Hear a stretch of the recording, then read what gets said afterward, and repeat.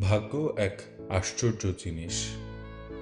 কাউকে সে সুখ দেয়, কাউকে হাসায়, কাউকে আবার জিতিয়েও দেয়। কিন্তু আমার বেলায় ভাগ্য বরাবরই চরম নিষ্ঠুর। এই ক্ষণস্থায়ী পৃথিবীতে ভাগ্য হয়তো অনেককে এমন কিছুও দেয় যা তারা কখনো চায়নি। কিন্তু আমার ক্ষেত্রে সে এত নির্দয় কেন? খুব জানতে ইচ্ছে করে। কি করলে ভাগ্য আমার ডাকে সাড়া দেবে?